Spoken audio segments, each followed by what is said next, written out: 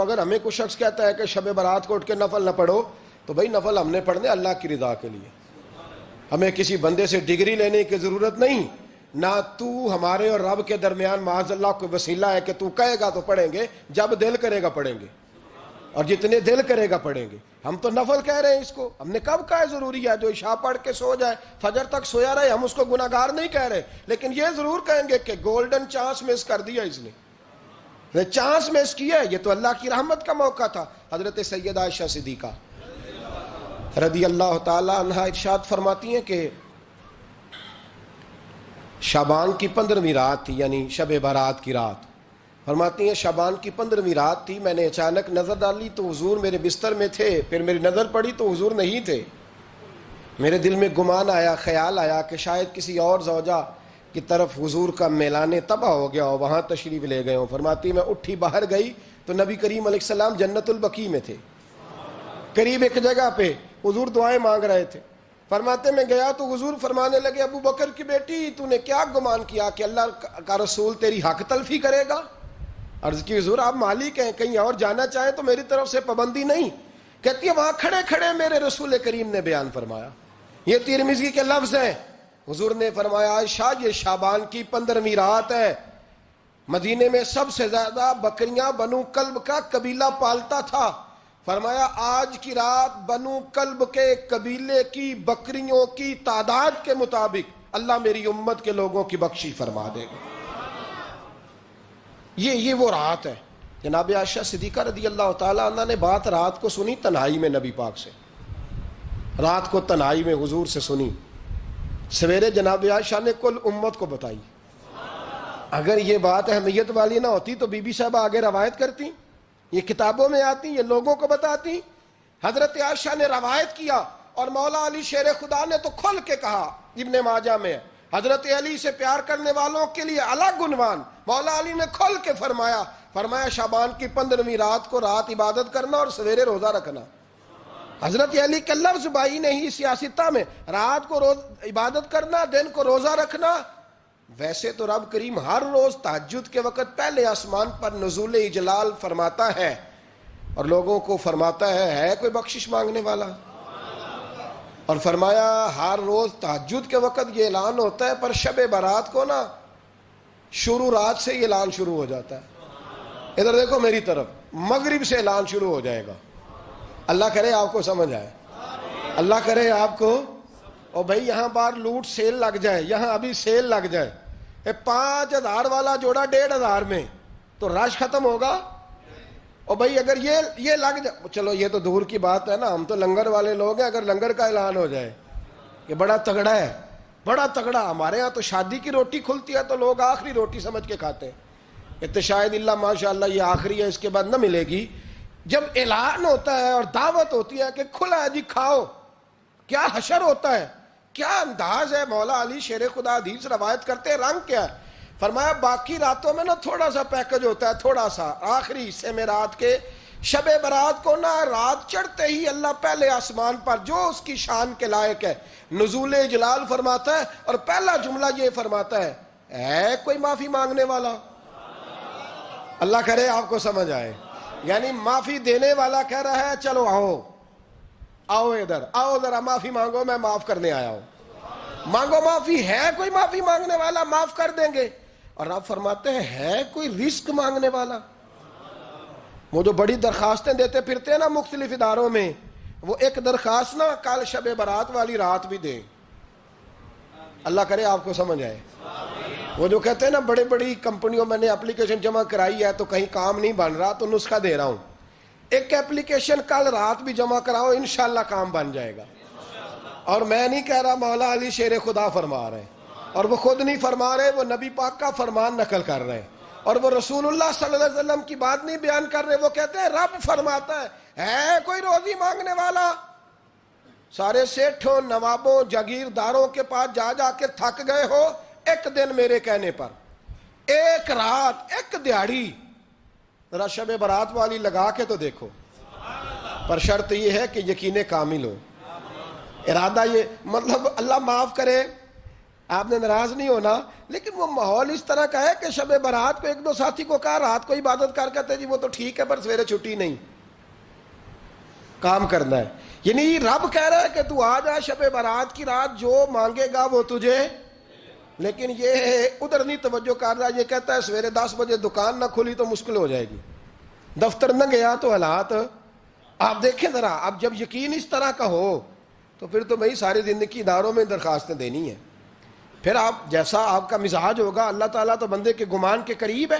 تو میرے رسول پاک علیہ السلام نے ہمیں یہ میسج دیا، پیغام دیا، فرمایا اس رات جو اولاد مانگے گا رب اسے بھی عطا فرمائے گا، اس رات جو اللہ سے بخشش مانگے گا اللہ اسے بھی دے گا، اس رات جو رب کریم سے عزت مانگے گا اللہ اسے بھی عطا کرے گا.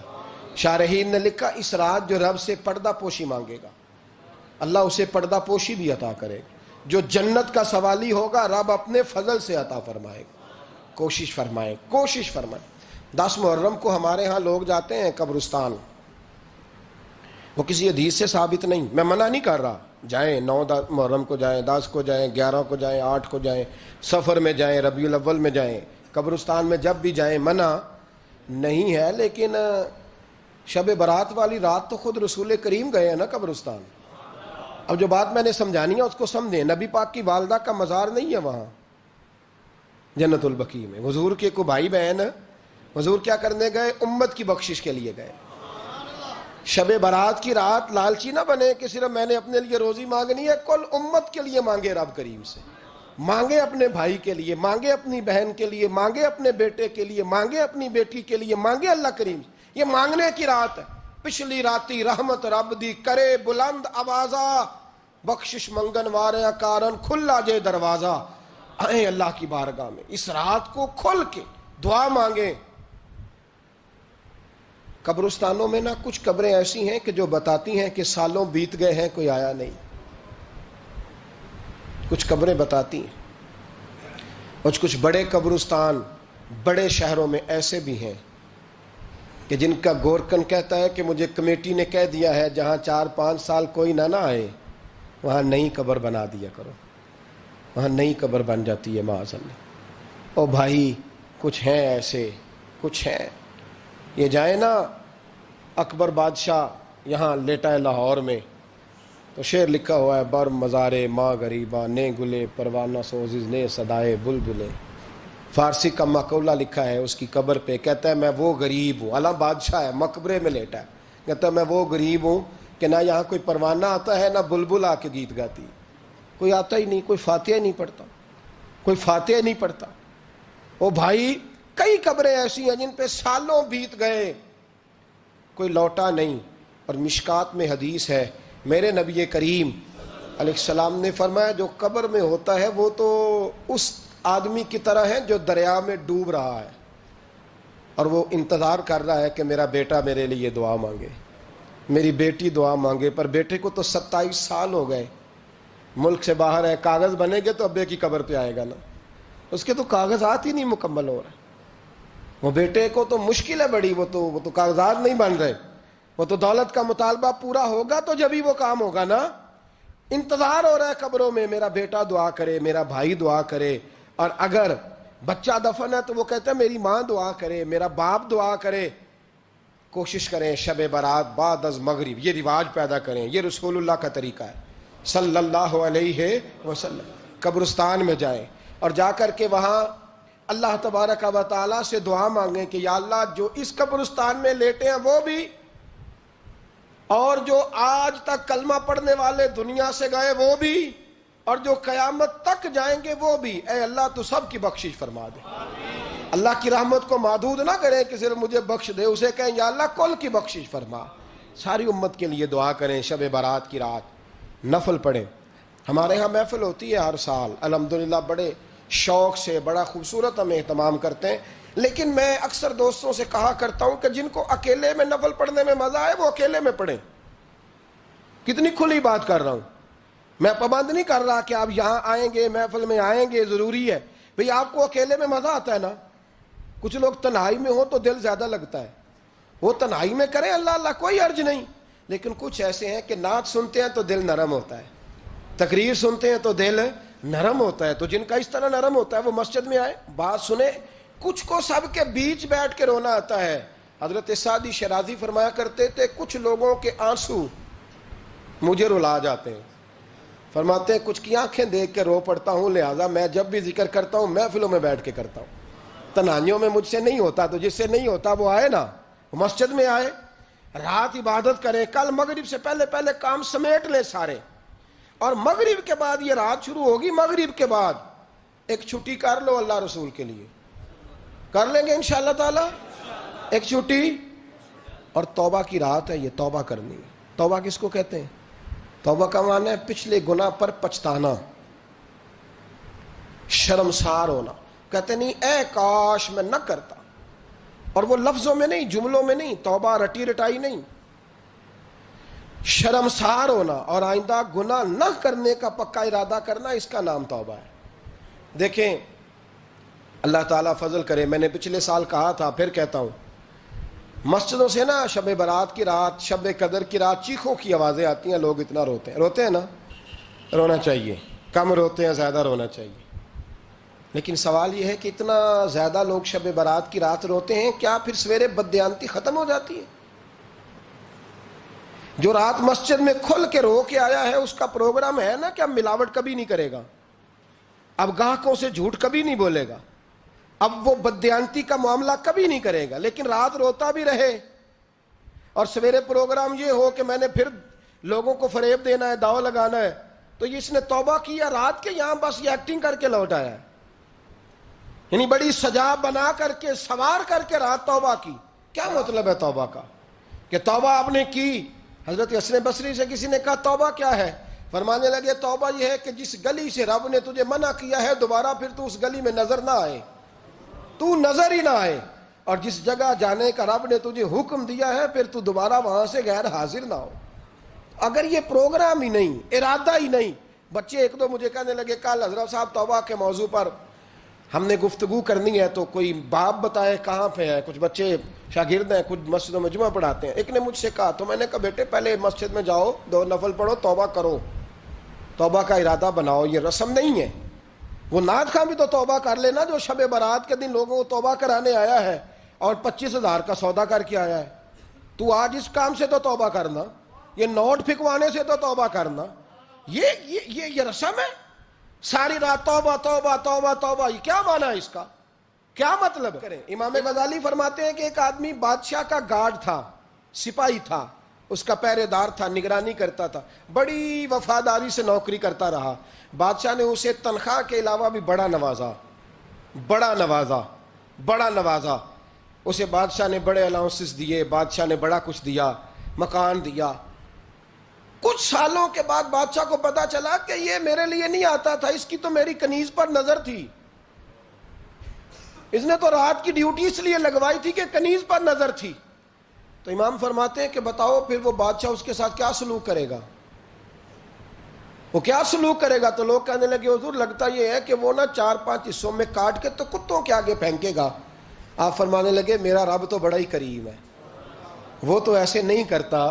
لیکن بتلاؤ اگر اسے پتا چلے کہ یہ رسم کے لیے آیا ہے, اس کی تو نظر ہی مال پہ ہے, یہ تو سویرے بدلے گا نہیں, یہ تو دھوکہ دے رہا ہے, یہ تو توبہ کرنے آیا ہی نہیں, اس نے تو ڈھونگ رچایا ہے, اسے تو پہلے سے خبر ہے.